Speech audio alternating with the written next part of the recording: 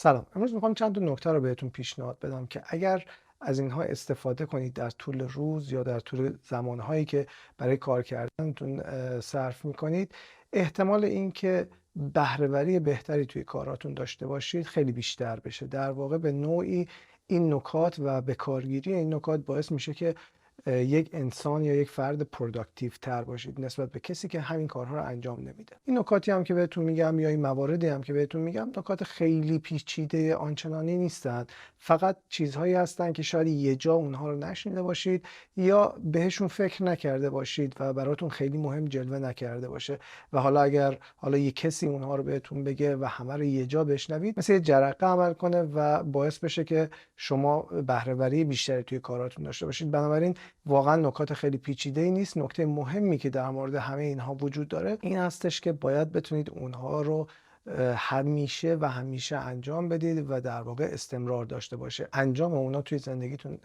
همیشه اتفاق بیفته، استمرار داشته باشه و در نهایت و در دراز مدت باعث میشه که شما بهره‌وری بهتری توی کارهاتون داشته باشید. خب اولین نکته‌ای که ممکنه بهتون کمک کنه این هستش که صبح‌ها زودتر از خواب بیدار بشید. منظورم هم این نیستش که مثلا 5 صبح بیدار شید، ولی بین مثلا بیدار شدن ساعت 9 صبح و 7 صبح یا 6 و نیم تفاوت ویژه وجود داره. حالا مقالات مختلف توی این زمینه وجود داره که سحرخیز بودن نکات مثبت بسیار زیادی روی انسان‌ها توی در واقع گذراندن زمانشون، توی بهره‌وریشون و همه اینها داره. اما من هم فکر میکنم که صبح زود بیدار شدن میتونه خیلی کمک کنه، کما اینکه به خود من هم کمک میکنه. من هم عادت دارم هولوش 6 و نیم تا 7 صبح معمولا از خواب بیدار میشم و حالا اگر از نکات علمی که همه در موردش صحبت میکنن توی مقالات اینا بگذاریم، برای من به عنوان یک شخصی که این کار رو انجام میده این حس رو منتقل میکنه بهم که احساس میکنم توی روز زمان بیشتری برای انجام کارهام دارم. وقتی که صبح هم رو زودتر شروع میکنم میتونم کارهای بیشتری رو در طول روز انجام بدم و این خودش نکته مهمیه برای من. بنابراین اگر از همه مواردی که توی مقالات علمی و اینها در مورد صبح زود بیدار شدن صحبت میکنم بگذاریم، حداقل نکته‌ای که وجود داره اینه که ممکنه باعث بشه که شما زمان بیشتری برای انجام دادن کارهاتون داشته باشید. بنابراین نکته اول همینه که سعی کنیم صبح‌ها زودتر بیدار بشیم. یک نکته دیگه ای که باعث میشه که شما یک انسان پروداکتیو تری باشید یا بتونید برای انجام کارهاتون بهره‌وری بهتری داشته باشید یا توی انجام کارهاتون بهره‌وری بهتری داشته باشید،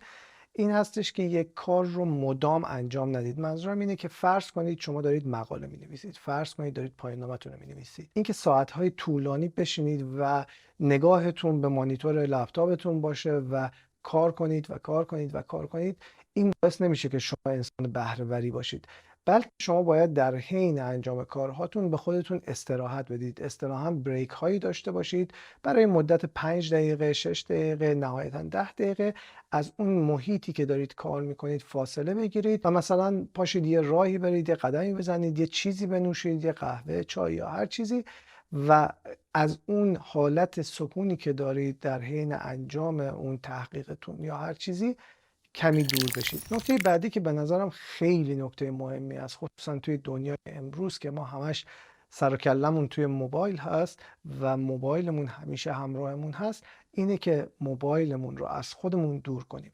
بچه‌ها واقعا شاید یه چیزی باشه که خیلی پیش پا افتاده به نظر برسه، اما خیلی میتونه مفید باشه و برای من خیلی مفید بوده. من واقعا معمولا سعی میکنم موبایلم و وقتی که دارم کار میکنم از خودم دور نگه دارم. وقتی میگم دور منظورم فاصله ای هستش که حتی اگر خودم رو دراز کنم هم دستم به موبایلم نرسه، یعنی اگر بخوام برش دارم مجبور باشم که بلند شم. و حالا این نکته دیگه ای که در مورد موبایل هست اینه که من معمولا نوتیفیکیشن هامو قطع میکنم. وقتی که دارم یه کار مهمی رو انجام میدم و لازمه که فوکوس داشته باشم روی کارم، نوتیفیکیشن ها رو قطع میکنم، موبایلم هم معمولا وقتی که دارم کار میکنم از خودم دور میکنم تا این پیام ها یا این شبکه های اجتماعی باعث نشه که من فوکوسم رو از روی کار اصلیم بردارم و هر چند دقیقه یه بار مجبور باشم اینستاگرام چک کنم، تلگرام چک کنم یا هر شبکه اجتماعی که دارم یا پیام هایی که برام میاد. بنابراین این خیلی نکته مهمیه که سعی کنید تا میتونید موبایلتون رو وقتی دارید یه کار مهمی رو انجام میدید، مثلا دارید مقاله مینویسید، دارید پایان‌نامه مینویسید، دارید درس میخونید، تا ممکنه موبایلتون رو از خودتون دور کنید. و من حتی این موضوع رو یه قدم هم بیشتر بردم و حتی توی لپتاپ هم نوتیفیکیشن های شبکه‌های اجتماعی، مثلا اگر تلگرام دارم روی لپتاپم یا واتساپ دارم یا هر چیزی، تمام نوتیفیکیشن ها رو قطع میکنم و تنها چیزی که برام میمونه ایمیل هست. حتی گاهی ایمیل ها هم نوتیفیکیشنش رو قطع میکنم تا وقتی دارم یه کاری رو انجام میدم و کار مهمی هست و باید روش تمرکز داشته باشم، هیچ موضوعی باعث نشه که من تمرکزم رو از روی کارم بردارم و فرضاً وقتم رو بذارم برای اینکه برم اینستاگرام رو چک کنم.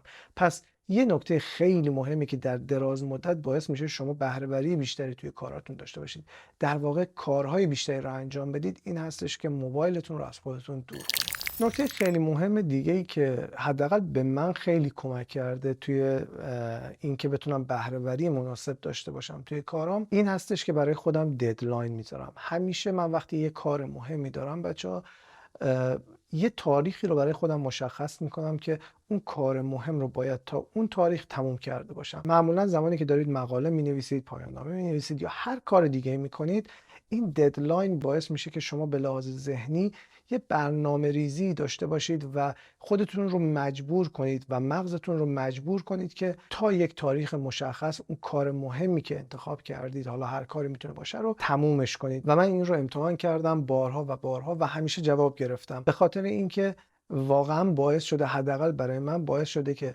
وقتی یه تاریخی رو مشخص میکنم بشینم براش برنامه ریزی کنم، مسیر راهم رو مشخص کنم، تمام اون کارهایی که باید انجام بدم تا اون تاریخ کارم تموم شده باشه، همه اونها رو برای خودم لیست کنم و در نهایت هم اون اتفاق بیفته و من کارم رو سر موقع تموم کنم. بنابراین یکی از کارهایی که حتما بهتون پیشنهاد میکنم انجام بدین و به نظر من حتما بهتون کمک میکنه که بهره‌وری بیشتری داشته باشید، پروداکتیویتی بیشتری داشته باشید، این هستش که برای کارهای مهمتون حتما ددلاین مشخص کنید. یکی از چیزهای دیگه ای که شاید خیلی افراد بهش توجه نکنن، این هستش که بچه‌ها سعی کنید تا جایی که ممکنه براتون چند تا کار مهم رو با همدیگه انجام ندید یا اصطلاحاً وارد بحث مولتی تاسکینگ نشید.